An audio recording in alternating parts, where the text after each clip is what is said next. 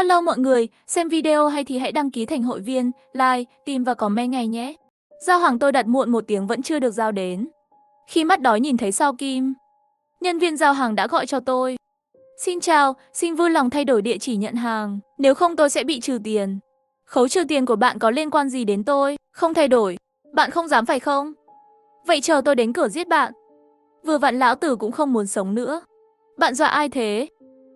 Cho đến khi tôi nhìn thấy đầu của bạn cùng phòng đang nhắm mắt, tôi mới biết anh ta chơi thật. Tên tôi là Gia Gia, vừa tốt nghiệp, để tiết kiệm tiền, chia sẻ với người khác trong một tòa nhà dân cư kiểu cũ. Hôm nay là cuối tuần, không có bạn trai, tôi chỉ muốn ở nhà gần trưa rồi. Tôi dùng điện thoại đặt một đơn hàng mang đi, sau đó tiếp tục nằm trên giường chờ giao hàng. Nhưng cho đến khi tay chân đói của tôi yếu đi, giao hàng cũng không được gửi đến. Kiểm tra đơn hàng thực sự muộn gần 1 giờ. Đang chuẩn bị khiếu nại qua điện thoại, nhân viên giao hàng đã gọi. Xin chào, kẹt xe trên đường. Đơn hàng này của bạn giao muộn rồi, cần bạn thay đổi địa chỉ. Tại sao phải thay đổi địa chỉ? Địa chỉ của tôi đúng rồi. Bởi vì chúng tôi vượt quá thời gian dự kiến phải trừ tiền. Trừ khi bạn thay đổi địa chỉ. Tôi đâu có khiếu nại gì đâu. Tôi sắp chết đó rồi.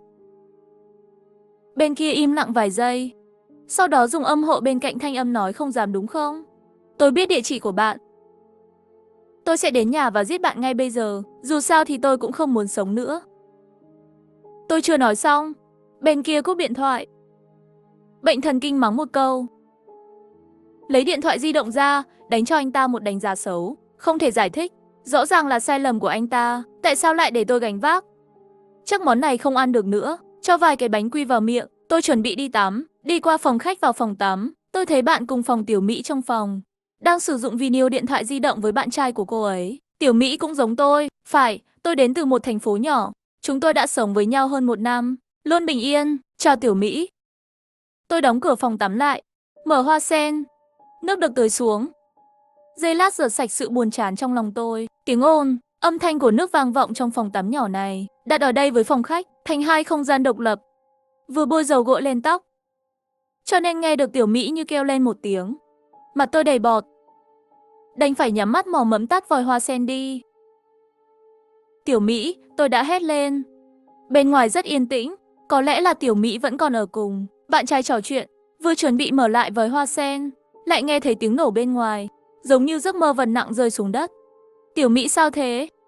Giao hàng tôi đặt muộn 1 tiếng vẫn chưa được giao đến. Anh trai giao hàng gọi điện thoại bảo tôi đổi địa chỉ. Tôi không muốn, anh ta đe dọa sẽ giết tôi, nhưng tôi không quan tâm, chỉ nghĩ anh ta là một kẻ tâm thần. Cháy tay đã cho anh ta một đánh giá xấu, nhưng chuyện tiếp theo khiến tôi hối hận. Tiểu Mỹ bị sao vậy? Tôi hét lên một lần nữa. Vẫn không có câu trả lời. Qua cửa phòng tắm, bên ngoài yên tĩnh. Chúng tôi thuê căn nhà này, phòng tắm không có cửa sổ, vì vậy chủ nhà đã đặt một mảnh kính mờ trên cửa. Đến gần rồi, bạn có thể nhìn thấy bóng người bên ngoài từ phòng tắm. Tôi nhanh chóng lấy khăn tắm, lau sạch bọt trên mặt, dán mắt vào kính. Ngoại trừ ánh sáng lờ mờ, không có gì khác. Ngay khi tôi chuẩn bị từ bỏ, một khuôn mặt người đột nhiên dán lên. Cằm nhọn, mũi đẹp. Đó là Tiểu Mỹ. Tôi vừa định trách cô ấy vì đã chơi khăm tôi, nhưng lại phát hiện cô ấy có chút gì đó không ổn. Cô ấy cao hơn tôi, nhưng bây giờ chiều cao của đầu chỉ vào ngực tôi. Và cô ấy nhắm mắt lại. Trên mặt còn có những vết bẩn màu đỏ sẫm. Tôi lùi lại vài bước, nỗi sợ hãi lớn ập đến với tôi. Một ý nghĩ khủng khiếp xuất hiện trong đầu tôi. Không ngờ cổ người ta xấu xí như vậy. Sao làm bếp nhà bạn nên mài rồi? Một giọng nói như quỷ địa ngục từ bên kia cánh cửa. Ngay sau đó là một khuôn mặt to mũi bị đè bẹp. Dán lên rồi. 2 đôi mắt hỏi, đang nhìn thẳng vào bên trong. Một người đàn ông lạ, tôi nhảy dựng lên. Không thể không hét lên, anh ta là ai? Làm sao anh ta vào được? Tiểu Mỹ sao rồi? Anh ta muốn gì bây giờ? Khoảnh khắc trong đầu tôi chảy vào vô số ý nghĩ khủng khiếp. Nhìn xung quanh, trong phòng tắm nhỏ này, không có một vũ khí nào có thể dùng để tự vệ. Và điện thoại của tôi cũng ở trong phòng tôi. Ra ra, mở cửa ra đi.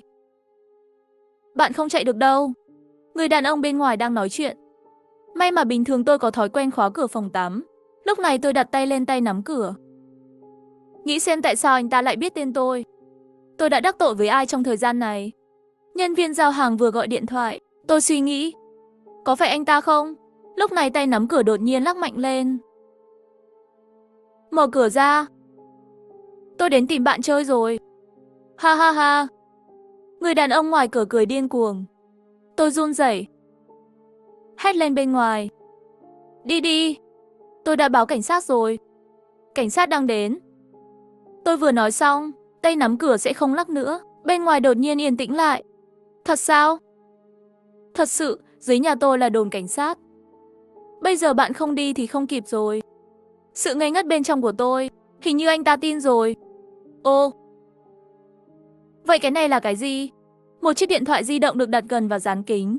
Đó là điện thoại của tôi. Anh ta đến phòng tôi và lấy điện thoại. Tôi bình tĩnh. Đây không phải điện thoại của tôi.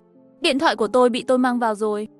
Bên kia im lặng một lúc, rồi một tiếng chuông điện thoại di động quen thuộc vang lên. Giao hàng hết thời gian rất lâu rồi vẫn chưa được giao đến. Thái độ của người bán hàng cực kỳ tệ, đe dọa tôi. Vì vậy, tôi đã đánh giá xấu cho anh ta. Không ngờ anh ta lại đuổi theo đến nhà để giết tôi. Bạn cùng phòng của tôi bị giết trước. Tiếp theo là tôi, bởi vì lúc này anh ta đang đứng ngoài cửa phòng tắm. Tiếp theo bên ngoài cửa tập là tiếng chuông điện thoại quen thuộc. Anh ta biết số di động của tôi. Quả nhiên là nhân viên giao hàng đó. Ha ha ha. Tôi nói. Nếu bạn không ra nữa, tôi sẽ vào. Đi tìm bạn rồi. Đèn phòng tắm đột nhiên tắt. Tên điên này tắt đèn từ bên ngoài. Bây giờ tôi chỉ có thể thông qua miếng mài nhỏ này. Ánh sáng từ kính cát, môi trường xung quanh. Tôi tiện tay cầm một cái bàn chải nhà vệ sinh cầm trên tay. Đây đã là vũ khí tốt nhất tôi có thể có được. Bóng đen trước cửa đã biến mất. Tôi ước gì anh ta đã ra đi. Tôi lặng lẽ dựa vào, chuẩn bị đặt tai lên nghe âm thanh bên ngoài. Đột nhiên có một tiếng động lớn. Một con dao làm bếp bất ngờ xuất hiện trước mắt. Thằng điên này dùng dao làm bếp đập vỡ cửa phòng tắm. Tiếp theo, lần thứ 3 rất nhanh. Cửa bị nứt một lỗ nhỏ. Anh ta đưa mắt lên. Nhãn cầu đen không ngừng lăn lên lăn xuống. Đợi tôi nhé. Tôi run rẩy dựa vào tường ở góc phòng tắm. Trong tay nắm chặt cái bàn chải nhà vệ sinh kia. Không biết phải làm gì. Anh ta bị mắc kẹt thêm vài lần nữa, cho đến khi lỗ lớn hơn một chút. Một cánh tay đưa vào, lật cổ tay, đang cố tìm vị trí khóa cửa. Tôi tuyệt vọng. Theo bản năng, đi đến góc phòng tắm nhất. Đột nhiên lưng tôi dán cái gì đó. Lạnh. Hóa ra là dầu gội đầu tôi thường dùng. Có cách rồi, tôi lặng lẽ dùng thân thể chặn lại. Nhẹ nhàng cầm dầu gội đầu trong tay.